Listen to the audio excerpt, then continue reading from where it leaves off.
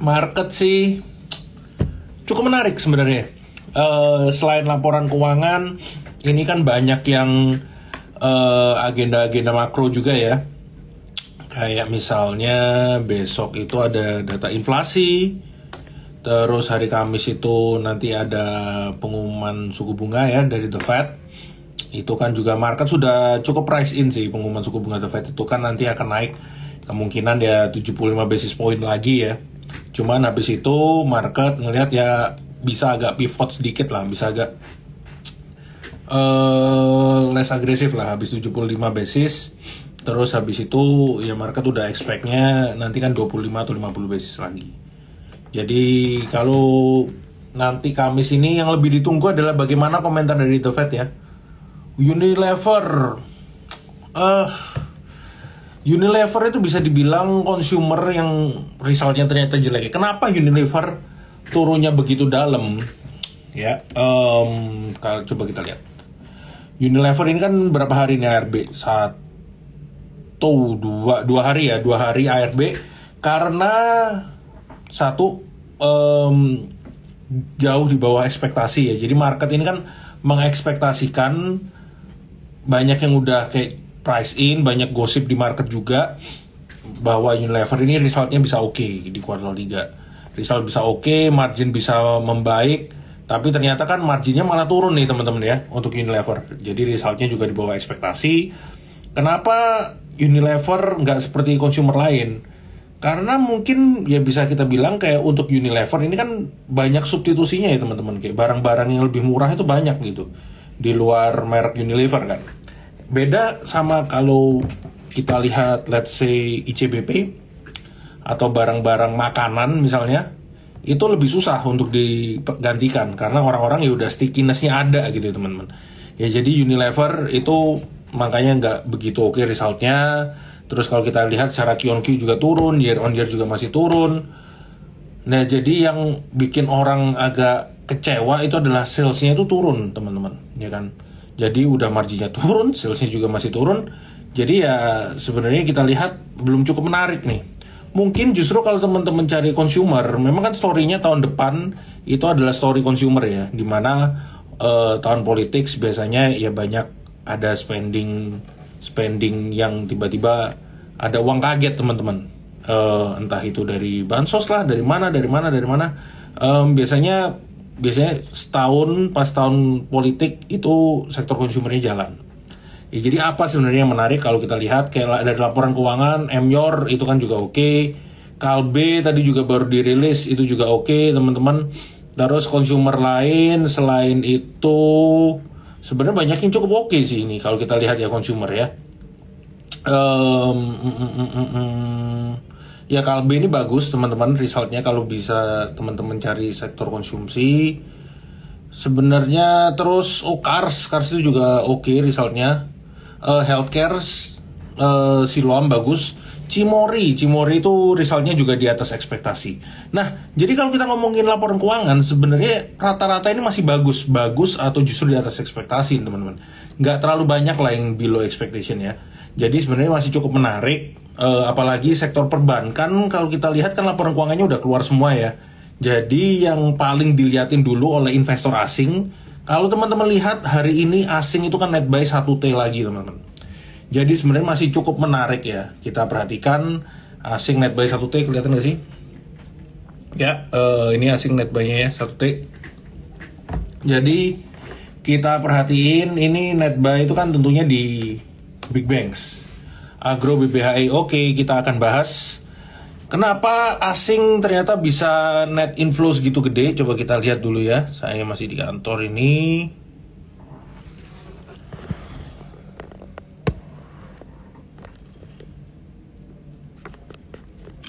Kita akan lihat teman-teman. Sebentar. MPMX oke, MPMX resultnya juga oke teman-teman. Nah, asing masih mencatatkan net buy nih. Kita lihat seminggu terakhir lebih kecil karena memang waktu itu kan sempat ada net sell ya, saya lupa pas hari apa. Cuman kalau kita perhatikan sebenarnya net buy-nya ini kan masih cukup menarik nih ya. Asing masih mencatatkan BCA, BRI, Ya Adaro ini laporan keuangannya akan dilaporkan besok, ADMR-nya sudah dilaporin hari ini, itu resultnya juga cukup oke. Pegas ini masih belum ya, Pegas nanti laporan keuangannya di bulan November, ekspektasi juga masih oke. PTBA ini result juga ini udah oke. Nah, balik lagi kita coba bahas sedikit mengenai asing. Kalau teman-teman perhatikan dari China dan Hang Seng ini kan turun terus. Hang Seng turun terus. Terus Shanghai di China-nya itu juga turun terus indeksnya teman-teman. Jadi kalau kita lihat sebenarnya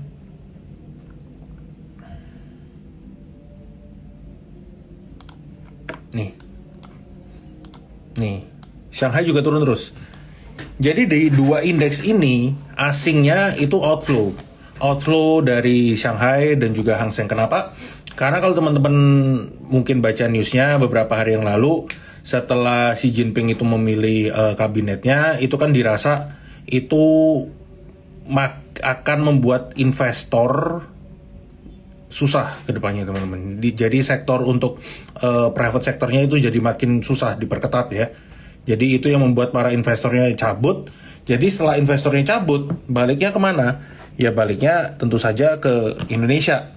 Salah satu emerging market. Ini tadi juga ada berita, kalau teman-teman lihat, ini mungkin teman-teman bisa cek ya. Jadi beberapa pension fund yang patokannya ke MSCI, emerging market. Jadi China ini kan masih masuknya ke emerging market ya teman-teman. Jadi kalau dia outflow dari satu emerging market, nanti inflow-nya ke emerging market lainnya. Salah satunya Indonesia. Jadi ini adalah salah satu fund, salah satu dana pensiun. Jadi dia itu keluar sekitar 1,5% dari 3%. Jadi kan setengahnya malah ya. Ini dana kelolaannya segini. 1,5% keluar. 184 miliar US dollar keluar dari China masuk ke emerging market lain. Nah, salah satunya Indonesia. Makanya itu yang membuat sebenarnya wah, asingnya kuat banget nih, net buy terus. Hari ini aja hampir 1 T. Di blue chip ya. Pasti asing net buy-nya di blue chip dulu. Itu yang makanya yang saya bilang dari live kemarin juga, sebenarnya Indonesia ini is doing fine teman-teman. Kalau orang-orang bilang wah nanti resesi ekonomi dunia melambat, yes benar, ekonomi dunia akan melambat karena memang ya dari perang ini belum selesai, inflasi masih tinggi. Tapi Indonesia ini relatively doing better, ya kan? Indonesia masih oke dibandingkan negara-negara lain, ditambah lagi kita dapat kebanjiran inflow yang setelah bulan-bulan kemarin kita diuntungkan dari harga komoditas. Terus nanti setelah itu ya ada outflow lagi dari China teman-teman. Jadi sebenarnya masih oke untuk Indonesia sendiri ya kan. Terus kalau di luar itu kita lihat nanti kan di bulan November itu juga ada MSCI ya.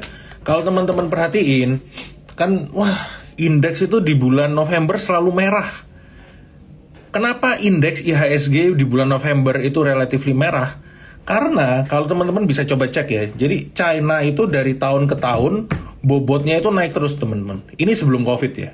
Bobotnya China itu naik terus untuk di MSCI. Jadi asing itu outflow dari Indonesia masuknya ke China. Tapi yang kali ini kan berbeda. Jadi sejak COVID itu udah berbeda. Asing itu justru outflow terus dari China. Asing kali ini juga outflow lagi dari China karena kebijakannya Xi Jinping. Karena kabinetnya yang baru, inflow-nya masuknya, asingnya masuk kembali ke emerging market, salah satunya Indonesia. Makanya Indonesia sebenarnya masih sangat menarik kalau kita lihat ya. Ini untuk chartnya. Jadi balik lagi ya, dia udah break dari MA20, terus sekarang ini bertahan. Kemungkinan akan sideways dulu. Besok ini akan ada data inflasinya Indonesia ya teman-teman, ekspektasi 6%, itu sudah sesuai ekspektasi. Kalau di angka-angka itu ya saya rasa juga doing oke aja. Nanti hari Kamis itu ada pengumuman The Fed ya, kemungkinan naik 75 basis point. Setelah itu baru kita mungkin lihat ya The Fed akan, kita lihat tone-nya gimana. komentarnya gimana? Apakah mereka akan agresif? Apakah mereka si Jerome Powell udah ada memberikan sinyal-sinyal mereka akan pivot dan lain sebagainya, itu yang ditunggu.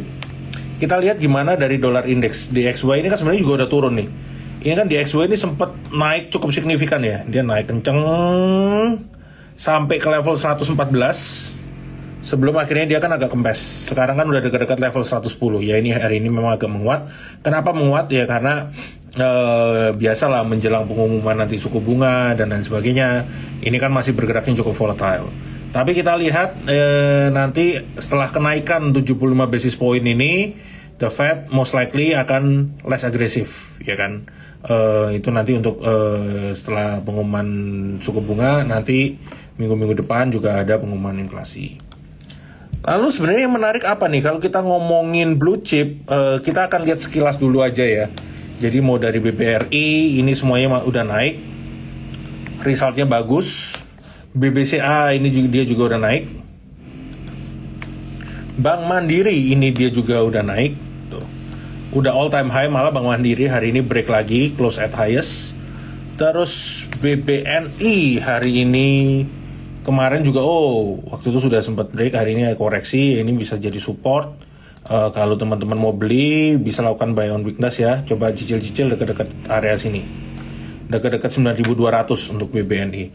Telkom meskipun laporan keuangannya memang dia so-so aja, at least kalau Telkom ini kita lihat memang voice dan datanya kan terus turun, voice dan SMS tapi untuk kontribusi dari data ini masih meningkat.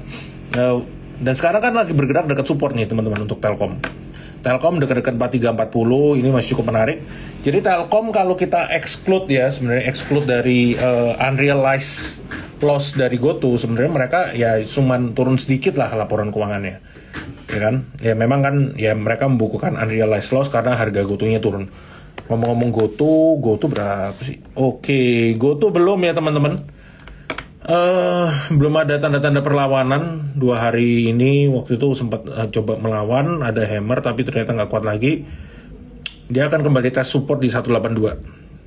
GoTo di harga-harga ini ya 182 200. GoTo masih belum nih teman-teman.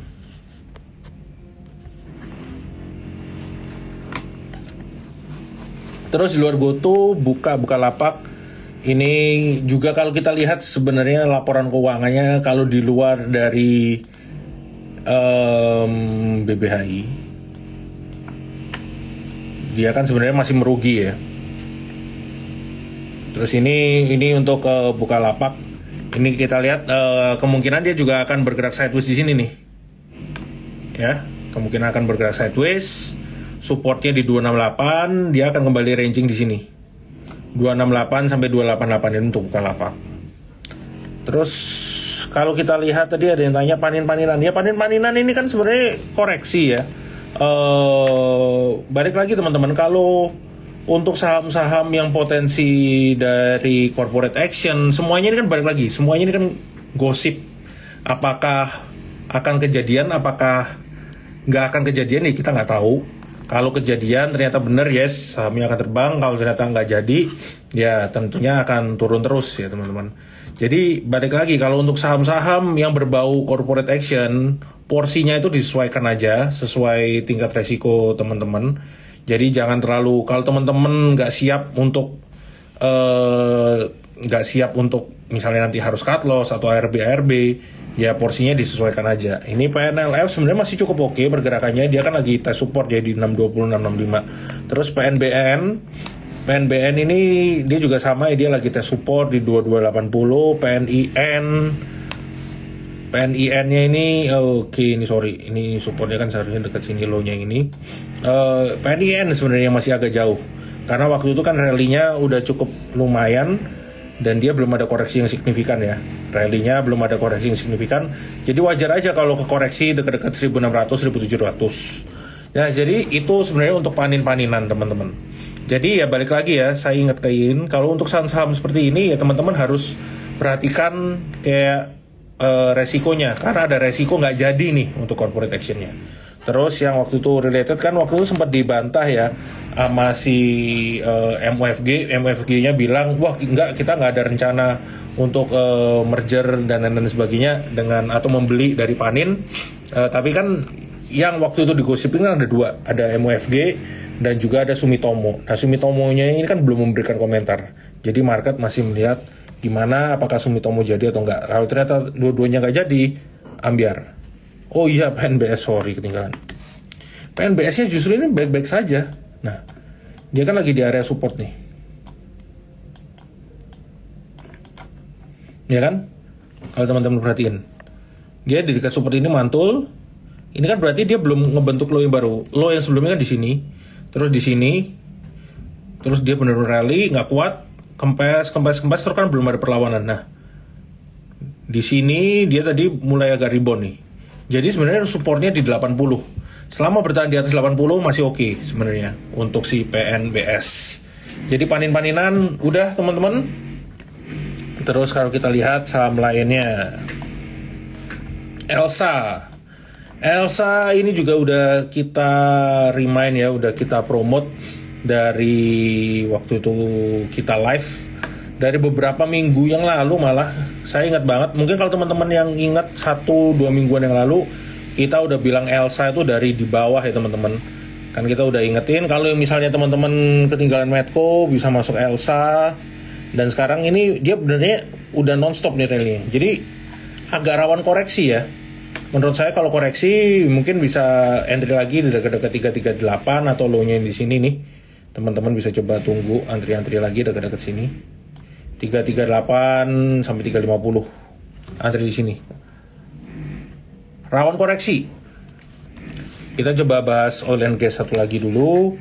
Medco kalau kita lihat ini juga sama. Ya kan?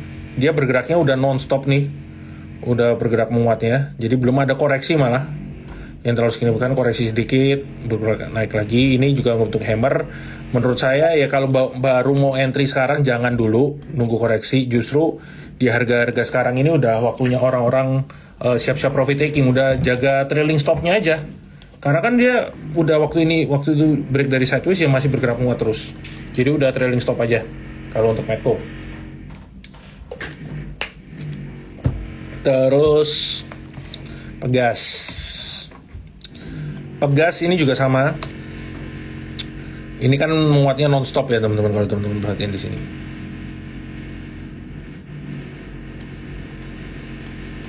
Ya, ini Pegas. Nah, ini dia non-stop, masih menguat. Ya kalau mau entry dekat-dekat 1870, tapi di harga-harga sekarang sebenarnya untuk Pegas ini teman-teman juga udah lakuin trailing stop aja sih. Raja ini cukup menarik pergerakannya ya. Saya juga baru lihat lagi. Sekarang ini kan dia lagi bergerak dekat-dekat support ya. Di dekat-dekat 8975. Sebenarnya di harga-harga segini teman-teman bisa lakukan entry.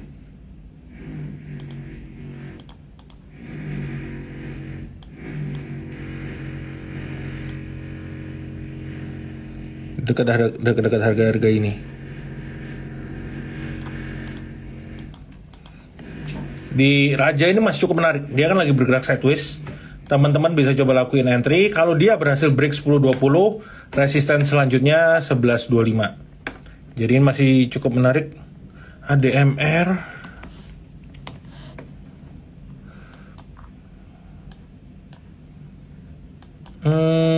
Bearish flag enggak juga sih. Enggak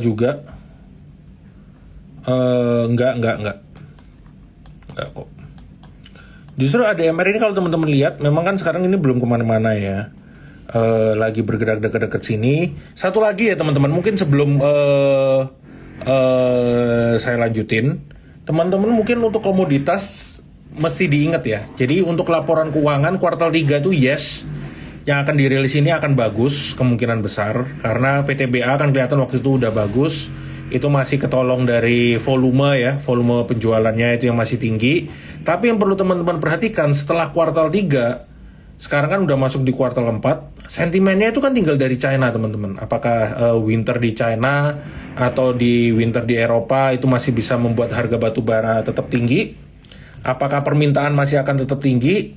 Nah, itu sebenarnya tinggal itu. Kalau kita lihat sebenarnya kan sudah ya udah tinggal hampir habis nih untuk sentimen-sentimennya.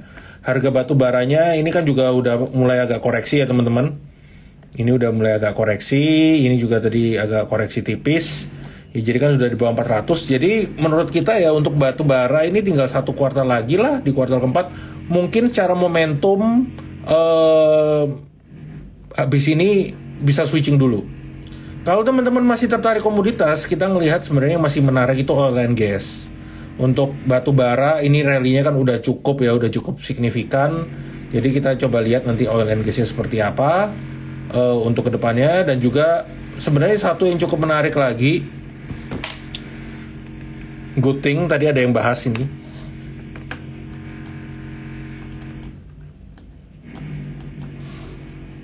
Ini cukup menarik sebenarnya untuk ESA. Dia ini kan baru break ya, dia baru break dari area sideways-nya, breaknya juga cakep, volumenya tinggi. Kalau teman-teman perhatiin dari bulan September dia ini belum berhasil break. Kali ini udah berhasil break. Besok kalau ada koreksi-koreksi wajar, kalau teman-teman besok mau coba-coba masuk, kalau ada koreksi dekat-dekat sini ya, dekat-dekat MA-nya itu di 990, ini teman-teman bisa lakukan entry. Kalau ternyata masih lanjut ya boleh nitip sandal dulu sebagian, tapi nanti masuk lagi dekat-dekat 990. ESA ini masih sangat menarik. Terus ini kan juga kelihatan ya, waktu itu laporan keuangan kuartal 3-nya juga di atas ekspektasi. Laporan keuangan kuartal 4 kemungkinan masih cukup oke, tapi nanti teman-teman yang perlu hati-hati itu di kuartal 1 2023 karena mereka akan ada maintenance di pabriknya. Tapi at least for now masih sangat menarik ESA. Terus tadi ada yang nanya Antam ini belum ya, belum kemana-mana sih teman-teman. Ini kan balik lagi ya, dia belum bisa break dari MA20 nya juga. Kemungkinan masih akan di sini-sini dulu, kecuali besok bisa break ya. Ini kan beberapa kali, ini 2 hari ini volumenya tinggi tapi belum berhasil break nih teman-teman. Coba break tapi besok kempes lagi, ini belum berhasil. Jadi menurut saya nanti ya agak hati-hati dulu, kita tunggulah. Akra udah break. Sebenarnya kan balik lagi ya, ini sama. Kalau ini kita bikin area, ini kan juga sebenarnya juga kayak area sideways lagi nih untuk Akra ya. Waktu itu setelah dia break, terus ini juga ada area sideways-nya lagi. Bentar, saya tarik garisnya. Nah, ya kan ini sideways, dia break, terus ini sideways, dia break. Masih cukup menarik. Jadi ini sebenarnya bisa dijadiin support 1465. Justru kalau teman-teman perhatiin ini kan 1, 2, 3, 4 ini naiknya udah signifikan. Tunggu ada pullback aja. Tunggu ada pullback dekat-dekat 1465 atau dekat-dekat 1490. Itu teman-teman bisa lakuin, coba nanti masuk sebagian. Tapi kalau enggak ya di sekarang ini menurut saya ya teman-teman siap-siap untuk trailing stopnya aja di Akra ya. Sebenarnya itu kalau kita lihat PSSI. Terus sektor apa lagi nih teman-teman yang menarik? Saya coba lihat ya laporan keuangan. Laporan keuangan sektor semen nih bagus.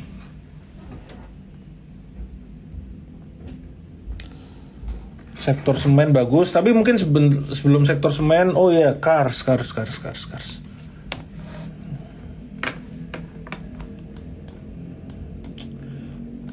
Menarik. Volumenya juga naik, laporan keuangan juga bagus.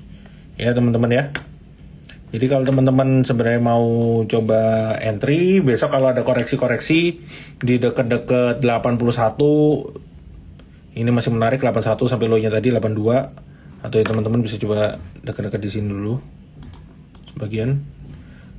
Di area-area sini untuk entry ya. 78 sampai 85. Telkom sudah kita bahas tadi, blue chip sudah kita bahas semua. Yang bagi teman-teman ketinggalan bisa cek nanti ya. Oke, terus setelah Cars, Bumi. Banyak banget nih yang nanya Bumi. Jadi Bumi gimana? Bumi gimana? Bumi gimana? Tenang, Buminya gak kemana-mana. Bumi gak kemana-mana teman-teman.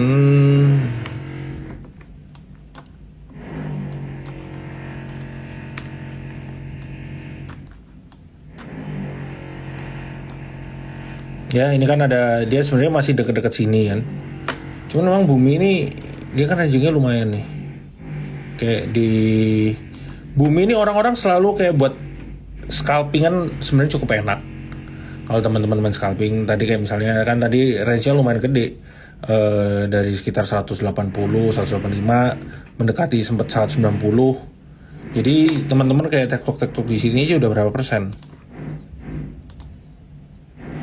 3-4% sehari mungkin dapat teman-teman, ya kan, untuk di Bumi.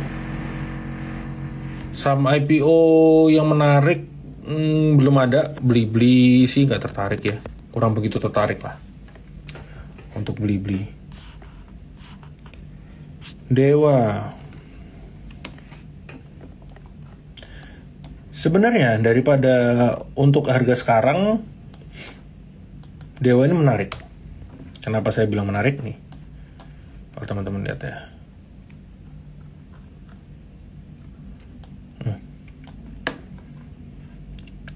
Ini kan sebenarnya dia bergerak sideways. Kalau kita tarik gini, mungkin lebih gampang lihatnya pakai. Nah, ini kan bergerak sideways. Dan sekarang kan lagi dekat supportnya nih, ya kan?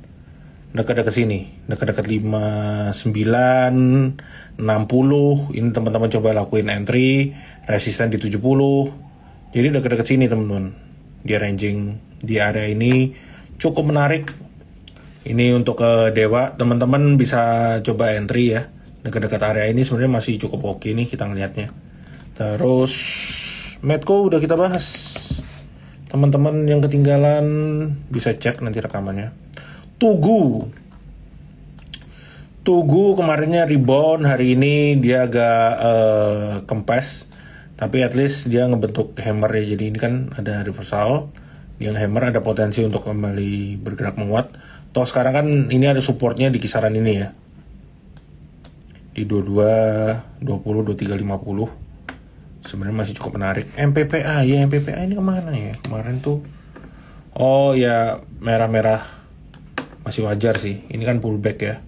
Pullbacknya agak wajar, menguatnya segitu signifikan. Dekat-dekat sini aja. Ini hanya 130.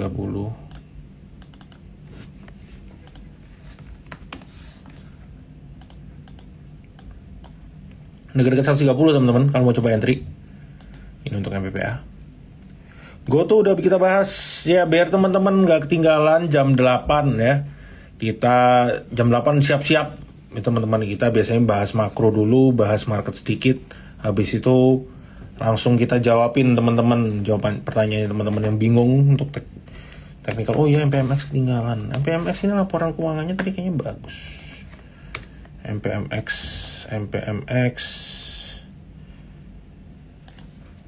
sebentar, MPMX tadi ini ada berita untuk laporan keuangannya juga. Laporan keuangan cukup oke.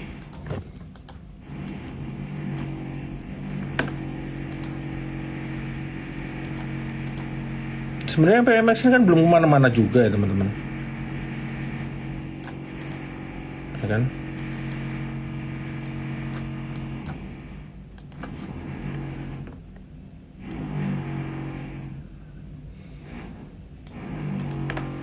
Ini untuk MPMX. SCMA ini kita lagi nunggu untuk detailnya ya. Jadi SCMA ini kan sebenarnya laporan keuangannya resultnya oke. Cuman kita masih yang sebenarnya bikin penasaran ini bagaimana nih nanti untuk videonya, number of subscribernya seberapa nih meningkatnya ya. SCMA ini sebenarnya dia kan lagi bergerak dekat-dekat neckline. Ini SMA kalau teman-teman yang join di live kita sering dengerin, itu kan kita juga udah sering bahas banget dari deket-deket 200, 210. Terus ini dia benar-benar nonstop, terus pullback. Menurut saya masih bisa bergerak menguat ya, deket-deket sini lah, deket-deket 232, 228. Untuk SCMA ini kita udah sering banget kita call. Sebenarnya masih cukup menarik. Kenapa? Karena waktu itu momentum dari Netflix, number of subscriber-nya kan naik ya dari daerah Asia Pasifik. Jadi itu sebenarnya yang membuat kita bilang, oh SMA ini kayaknya menarik nih, ketolong dari videonya, ya kan? Kalau kita teman-teman perhatiin, nih.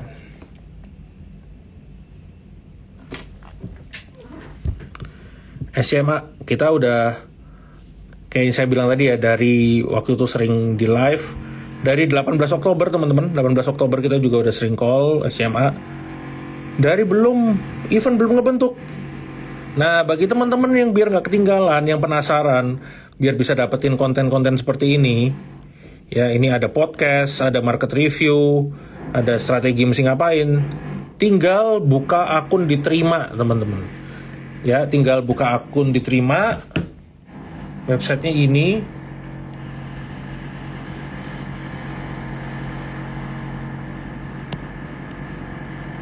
Oh, sekalian ada yang nanya tadi. Oke, sebentar ya. Sebentar.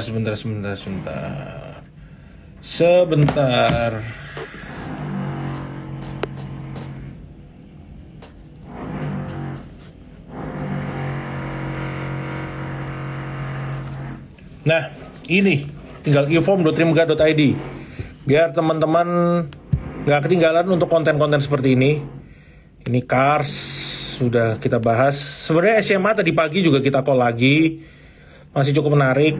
ESA ini banyak konten-konten menarik juga biar teman-teman nggak ketinggalan. MTech sebenarnya masih bergerak ranging nih. Ya mumpung dekat-dekat support 1500, 1670. Masih di sini-sini aja sih untuk MTech. Belum ada katalis baru sebenarnya. Tapi selama dia nggak break ke bawah 1000 berapa nih? Nggak break ke bawah, nggak tutup di bawah 1475, ini masih cukup menarik sih. TAPG ini juga cukup menarik ya teman-teman.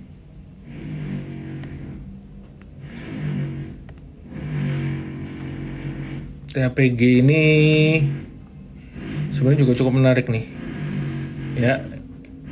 Dia kan jadi ngebentuk double bottom, udah kena terus koreksi dekat-dekat sini ya, dekat-dekat 675, 680, ini dekat-dekat sini bisa menarik untuk entry. IMAS skip, nggak kemana-mana. Oh enggak loh, udah mulai pelan-pelan naik loh. Oke, IMAS. Udah lama nih nggak kita liatin ya IMAS ya. Dulu kan IMAS IMJS kan sempet terkapar. Ini mungkin menarik. IMAS. Besok IMAS saya akan coba lihat. Mungkin kalau menarik ini pasti akan muncul di Terima Ideas. Dan juga ini kan ada telegramnya Trimegah ya. Yang Telegram channel itu pagi-pagi biasanya juga ada update. Kalau ini ternyata masih cukup menarik, besok kita lihat pergerakannya, mungkin bisa masuk. Kalau diupload mungkin teman-teman bisa beli. Avia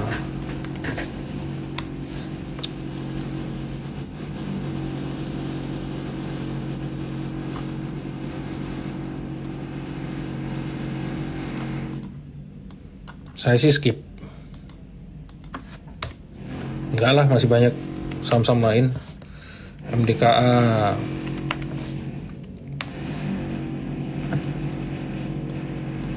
MDKA ini juga resultnya belum keluar kayaknya. MDKA ini coba saya lihat MDKA untuk laporan keuangannya. Belum keluar laporan keuangannya. Ya sekarang dia dekat-dekat sini, dekat-dekat 3670 untuk MDKA, resisten di 4070. Trim laporan keuangannya oke, teman-teman. BP Habis jebol. Ini pertahanan terakhir nih 130. SRTG belum masih ini, dia kemarin coba balik ke atas 2500 belum bisa kempes lagi. Jadi kemungkinan masih belum ya. AMRT ini udah skip kalau mau masuk sekarang. United Tractor laporan keuangannya bagus. Deket-deket sini lah 31225. Oke, mungkin itu dulu teman-teman buat hari ini. Jadi jangan lupa, jadi yang belum jadi nasabah biar teman-teman nggak ketinggalan, tinggal ke eform.trimegah.id. Di situ kita ada konten-konten menarik, ada terima ideas. Teman-teman yang bingung bisa cari ide trading. Di situ ada Unilever nggak menarik, kayaknya masih ARB, laporan keuangan jelek, margin turun, penjualan juga turun. Jadi belum menarik ya Unilever. GDST ini sebenarnya menarik. Nah, dia kan tertahan di sini dekat-dekat 226, resisten di 274. Oke, mungkin itu dulu teman-teman untuk hari ini. Jangan lupa follow Instagram Trimegah Sekuritas. Untuk bulan ini sampai 10 November kita juga ada promo, ada cashback RDN bagi nasabah baru, dan juga ada promo-promo lainnya. Teman-teman bisa langsung cek. Thank you teman-teman.